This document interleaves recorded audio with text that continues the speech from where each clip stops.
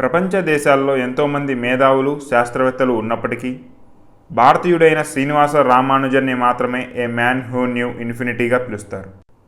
అంతటి గౌరవం రామానుజన్కి ఎందుకు దక్కింది? రామానుజన్ గణిత శాస్త్రంలో ఎటువంటి కృషి చేశారు? రామానుజం చిన్న వయసు నుంచి ఎన్నో కష్టాలు ఎదుర్కొన్నారు. ఆ కష్టాల గురించి, అదేవిధంగా అతను చేసిన కృషి గురించి ఎంత చెప్పుకున్నా తక్కువే. అలాంటి రామానుజన్ బయోగ్రఫీని ఈ వీడియోలో మనం తెలుసుకుందాం. రామానుజన్ డిసెంబర్ 22, 1887 సంవత్సరంలో తమిళనాడులోని ఎరోడ్ గ్రామంలో ఒక పేద బ్రాహ్మణ కుటుంబంలో జన్మించారు. రామానుజన్ తండ్రి శ్రీనివాస అయ్యంగార్. ఈయన ఒక బట్టల దుకాణంలో పనిచేసేవారు. అందుకుగాను ఈయనకి నెలకు 20 రూపాయలు జీతంగా ఇచ్చేవారు. రామానుజన్ తల్లి కోమలతమ్మాల్. ఈమె ఒక గుడిలో పాటలు పాడడం ద్వారా నెలకి 10 రూపాయల వరకు సంపాదించేవారు. రామానుజన్కి చిన్నతనం నుండే గణిత శాస్త్రంపై ఎక్కువగా ఆసక్తి ఉండేది. తన స్నేహితులు ఆడుకుంటున్నా సరే రామానుజన్ మాత్రం తన సమయం మొత్తాన్ని లెక్కలు చేయడానికే కేటాయించేవాడు. ఇలానే తన చిన్నతనంలోనే రామానుజన్ చాలా పుస్తకాలను కూడా చదివాడు. ఇందులో భాగంగా a synopsis of elementary results in pure and applied mathematics మరియు ప్లేన్ ట్రిగ్నామెట్రీ వంటి పుస్తకాలను తన చిన్నతనంలోనే చదివాడు. ఈ పుస్తకాలు చదవడం వలన రామానుజన్లో గణిత శాస్త్రంపై ఆసక్తి మరింత పెరిగింది. రామానుజన్కి తమ కులదైవమైన నమగిరి తయార్ అనే దేవత పైన భక్తి ఎక్కువగా ఉండేది. ఒకసారి స్కూల్లో మాస్టారు 3ని 3తో భాగిస్తే 1 వస్తుంది, అదేవిధంగా 1000ని 1000తో భాగిస్తే 1 వస్తుంది, దీనికి ఉదాహరణగా 1000 మామిడి పండ్లని 1000 మందికి పంచితే ఒక్కొక్కరికి ఒక మామిడి పండు వస్తుందని చెప్పాడు. ఇదే విధంగా ఒక నెంబర్ని అదే నెంబర్తో భాగిస్తే ఆన్సర్ 1 వస్తుందని చెప్పాడు.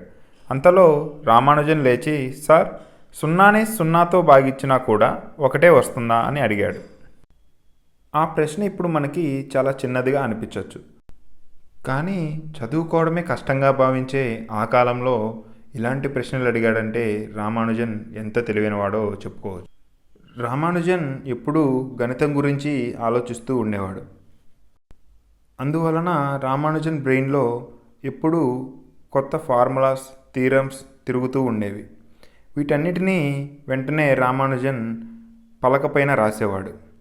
పలక లేని సమయంలో చిత్తు కాగితాలపైన, అదేవిధంగా గుడిలో గోడలపైన, ఈ విధంగా రామానుజన్ ఎక్కడ పడితే అక్కడ ఫార్ములాస్, థీరమ్స్ని రాసేవాడు. ఈ విధంగా కొన్ని వేల ఫార్ములాస్ ప్రపంచానికి తెలియకుండానే చెరిగిపోయాయి. రామానుజన్ రాసే ఫార్ములాస్, థీరమ్స్ ఉపాధ్యాయులకు కూడా అర్థమయ్యేవి కాదు. రామానుజన్ 7th క్లాస్ చదువుతున్న సమయంలోనే తనకంటే వయసులో పెద్దవారైన 10th క్లాస్ పిల్లలకి పాఠాలు చెప్పేవాడు. పాఠశాలలో విద్య పూర్తయిన అనంతరం రామానుజన్ మద్రాసులోని ఒక కాలేజీలో అడ్మిషన్ కోసం వెళ్ళాడు. ఫీజు కట్టలేని కారణంగా అతనికి అడ్మిషన్ లభించలేదు. తన గణిత శాస్త్ర పుస్తకాలని రామానుజన్ కాలేజీలోని ఒక ప్రొఫెసర్కి చూపిస్తాడు. ఆ పుస్తకాల్లోని చాలా థీరమ్స్, ఫార్ములాస్ ఆయనకు కూడా అర్థం కాలేదు. కానీ రామానుజన్ తెలివితేటలు ఆయనకు అర్థమయ్యాయి. వెంటనే అతను ప్రిన్సిపల్తో మాట్లాడి రామానుజన్కి ఫ్రీ అడ్మిషన్ అయితే ఇప్పించాడు. రామానుజన్ ఎప్పుడూ గణిత శాస్త్రంపైనే నిమగ్నమై ఉండడం వలన ఇతర సబ్జెక్టులపై పెద్దగా ఆసక్తి చూపించేవాడు కాదు.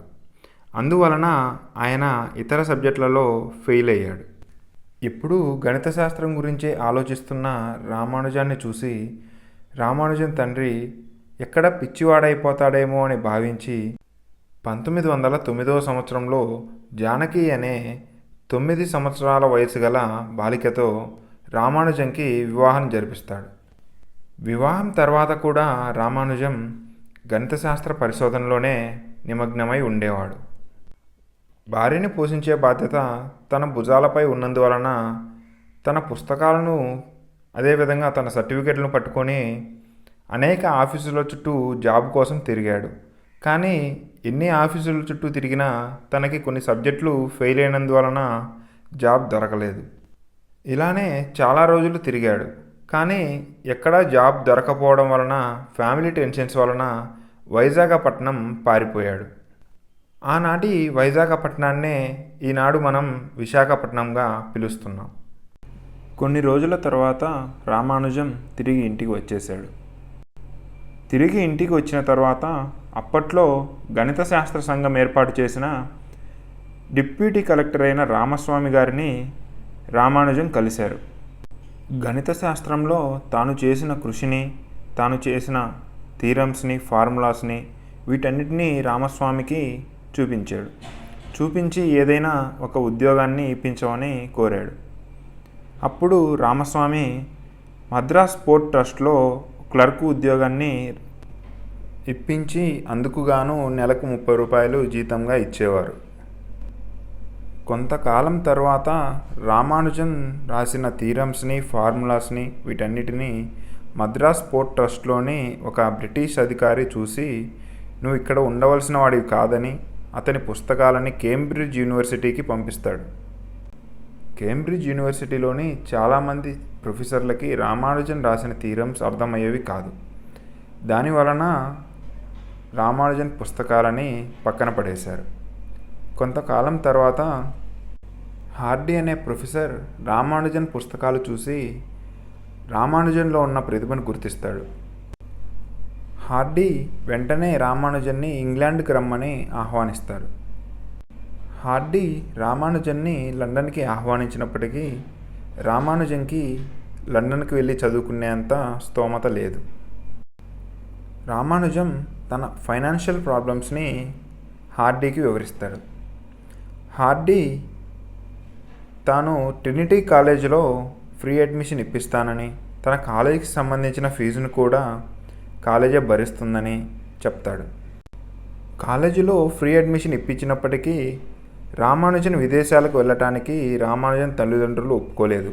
అప్పట్లో విదేశాలకు వెళ్ళటానికి సముద్ర మార్గం మాత్రమే ఉండేది. బ్రాహ్మణులు సముద్రం దాటితే మతం మారినట్లుగా భావించేవారు. కానీ రామానుజం తన ఆచారాలు ఎప్పటికీ తప్పనని తన తల్లికి మాట ఇచ్చి 1914లో ఇంగ్లాండ్కు బయలుదేరాడు. కొన్ని పరిచయాలు మన జీవితాలనే మార్చేస్తాయి. అలానే హార్డీ పరిచయం రామానుజన్ జీవితాన్ని మార్చేసింది. రామానుజన్ని ఇండియా నుంచి లండన్కి రప్పించింది. లండన్ వెళ్ళిన తర్వాత రామానుజన్ తాను చేసిన కృషిని, తాను కనిపెట్టిన ఫార్ములాస్ని, థీరమ్స్ని అక్కడున్న ప్రొఫెసర్లకి చూపించి ఎక్స్ప్లెయిన్ చేశాడు. వారంతా ఆశ్చర్యానికి గురవుతారు. హార్డీ సహకారంతో ఇక రామానుజన్ వెనుతిరిగి చూడలేదు. ఇంగ్లాండ్లో రామానుజన్ అనేక థీరమ్స్ని, ఫార్ములాస్ని కనుగొన్నాడు. వాటన్నిటినీ యూరోపియన్ టీవీ ఛానల్స్లో పబ్లిష్ చేశారు. రామానుజన్ గణిత శాస్త్రంలో చేసిన కృషికి గాను రాయల్ సొసైటీ ఆఫ్ లండన్కి ఎలెక్ట్ అయ్యాడు. రాయల్ సొసైటీ ఆఫ్ లండన్కి భారతదేశం నుంచి చాలా తక్కువ మంది మాత్రమే ఇప్పటివరకు ఎలెక్ట్ అయ్యారు. వారిలో శ్రీనివాస రామానుజన్ ఒకరు. రామానుజన్ గణిత శాస్త్ర పరిశోధనలో పడి తన ఆరోగ్యం గురించి పెద్దగా పట్టించుకునేవాడు కాదు. రామానుజం బ్రాహ్మణ ఫ్యామిలీకి చెందిన వాడు కనుక మాంసాహారం తినేవాడు కాదు. ఇంగ్లాండ్లో వెజిటేరియన్ ఫుడ్ ఎక్కువగా దొరికేది కాదు. అదీ కాక లండన్లో చలి ఎక్కువగా ఉండటం వలన ఆయన ఆరోగ్యం పూర్తిగా క్షీణించింది. అలా రామానుజన్కి టీబీ వ్యాధి వచ్చింది. పూర్తిగా ఆరోగ్యం క్షీణించడం వలన రామానుజన్ హాస్పిటల్లో అడ్మిట్ అయ్యారు. విషయం తెలిసిన హార్డీ రామానుజన్ని చూసేందుకు హాస్పిటల్కి వెళ్తాడు. హాస్పిటల్కి వెళ్ళిన తర్వాత హార్డీ రామానుజన్తో సారీ చెప్తూ, సారీ క్యాబ్ డ్రైవర్ వలన రావటం లేట్ అయింది, క్యాబ్ నెంబర్ చూడగానే అనుకున్నాను అది ఒక బోరింగ్ నెంబర్ అని అంటాడు. వెంటనే రామానుజన్ ఏంటి ఆ నెంబర్ అని హార్డీని ప్రశ్నిస్తాడు. హార్డీ 1729 అని చెప్తాడు. వెంటనే రామానుజన్ అది డల్ నెంబర్ అంటావేంటి, డల్ నెంబర్ కాదు, దానికి ఒక స్పెషాలిటీ ఉందని చెప్తాడు. 1 cube plus 12 cube equal to 9 cube plus 10 cube equal to 1729. అంటే 1 క్యూబ్ ప్లస్ 12 క్యూబ్ రెండూ చేస్తే 1729 వస్తుంది. అదేవిధంగా 9 క్యూబ్ ప్లస్ 10 క్యూబ్ చేస్తే 1729 వస్తుంది. ఈ నెంబర్కి ఇలా స్పెషాలిటీ ఉంది, రెండు వేరువేరు సంఖ్యలు క్యూబ్ చేస్తే వచ్చే సంఖ్యలలో ఇది చిన్న సంఖ్య అని చెప్తాడు. హార్డీ జస్ట్ 1729 అనగానే రామానుజన్ తన బ్రెయిన్లో ఇంత క్యాల్కులేషన్ చేశాడంటే రామానుజన్ బ్రెయిన్ ఎంత పవర్ఫుల్లో మనం ఊహించుకోవచ్చు. ఒకవైపు టీబీ, మరోవైపు విటమిన్ డెఫిషియన్సీ వలన రామానుజన్ హెల్త్ పూర్తిగా పాడవుతుంది. హెల్త్ ఇష్యూస్ వలన రామానుజన్ 1919లో తిరిగి భారతదేశానికి వచ్చేస్తాడు. రామానుజన్ తిరిగి ఇంటికి వచ్చినా సరే గణిత శాస్త్రంలో పరిశోధనలు చేస్తూనే ఉండేవాడు.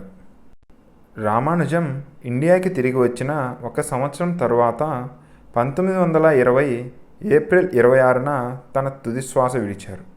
32 సంవత్సరాల వయసులోనే రామానుజం గణిత శాస్త్రంలో ఎంతో కృషి చేశాడు. అందుకు గుర్తుగా ఇండియన్ గవర్నమెంట్ రామానుజన్ బర్త్డే అయిన డిసెంబర్ 22ని నేషనల్ మ్యాథమెటిక్స్ డేగా ప్రకటించింది. రామానుజన్ జీవితం పైన హాలీవుడ్లో the man who knew infinity అని సినిమా కూడా తీశారు. ప్రపంచంలో ఎంతోమంది గణిత శాస్త్రవేత్తలు ఉన్నా the man who knew infinity అని శ్రీనివాస రామానుజన్ని మాత్రమే పిలుస్తారు. దీనికి కారణం గణితంలో ఇన్ఫినిటీ అంటే అనంతం, దీనిని తెలుసుకోవడం ఇంపాసిబుల్. కానీ రామానుజన్ ఏ స్థాయికి ఎదిగాడో అదే ఇన్ఫినిటీ అని ప్రపంచంలోని గణిత మేధావులు కూడా ఒప్పుకున్నారు. అందుకే రామానుజన్కి the man who knew infinity అని బిరుదు కూడా ఇచ్చారు. రామానుజన్ చనిపోయిన 56 సంవత్సరాల తరువాత 1976లో రామానుజన్ రాసుకున్న ఒక పుస్తకం దొరికింది. దానిని రామానుజన్స్ లాస్ట్ నోట్బుక్ అంటారు. ఈ బుక్లోని ఈక్వేషన్స్ని మన శాస్త్రవేత్తలు ఇప్పటికీ కూడా అర్థం చేసుకునే పనిలోనే ఉన్నారు. ఈ బుక్లో ఆస్ట్రోఫిజిక్స్, బ్లాక్ హోల్, ఆర్టిఫిషియల్ ఇంటెలిజెన్స్కి యూజ్ అయ్యే మ్యాథమెటిక్స్ ఈక్వేషన్స్ కూడా ఉన్నాయి. రామానుజన్ బతికి ఉన్నప్పుడు అంటే 100 సంవత్సరాలకి ముందు artificial intelligence, black hole theory అనే టాపిక్సే ఉండేవి కాదు. అంతేకాకుండా రామానుజన్ రాసిన కొన్ని ఈక్వేషన్స్ని క్యాన్సర్ ట్రీట్మెంట్లోనూ, శాటిలైట్స్ వంటి వాటిలో ఉపయోగిస్తున్నారు. ఆ కాలంలో ఇలాంటి థీరమ్స్ కనిపెట్టాడు అంటే రామానుజన్ ఎంత గొప్ప మేధావో తెలుస్తుంది. తెలివితేటలు బట్టి మార్కులు ఇవ్వవలసి వస్తే రామానుజన్కి మాత్రమే 100కి 100 మార్కులు వస్తాయని, మిగిలిన ఏ శాస్త్రవేత్తకి కూడా 80 మార్కులు దాటవని హార్డీ అన్నారు. రామానుజన్ బ్రతికిన 32 సంవత్సరాల్లోనే 3200కు పైగా థీరమ్స్ని, ఫార్ములాస్ని కనిపెట్టారు. ఇంకా కొన్ని సంవత్సరాలు రామానుజన్ బ్రతికి ఉంటే గణిత శాస్త్రాన్ని ఎంతో ముందుకు తీసుకెళ్లేవాడు. ప్రపంచానికి తెలియకుండా కొన్ని వేల ఫార్ములాస్ చిత్తు కాగితాలలోనూ, పలకపైన, గుడిలో గోడలపైన రాయడం వలన చెరిగిపోయాయి. గొప్పవారు బ్రతికేది కొంతకాలమే అయినా వారి కృషి, ప్రతిభ మాత్రం జీవితకాలం నిలిచిపోతుంది. రామానుజన్ని ఎవరైనా నీకు ఈ థీరమ్స్, ఫార్ములాస్ ఎలా వచ్చాయని అడిగితే తన కులదైవమైన నమగిరి తయారనే అమ్మవారు తనకి ఈక్వేషన్స్ని, ఫార్ములాస్ని చెప్పిందని చెప్పేవాడు. ఇలా భారతీయులు గర్వించదగ్గ మహామేధావిగా, ప్రపంచ స్థాయిలో ఏ మ్యాన్ హూ న్యూ ఇన్ఫినిటీగా శ్రీనివాస రామానుజన్ చరిత్రలో నిలిచారు.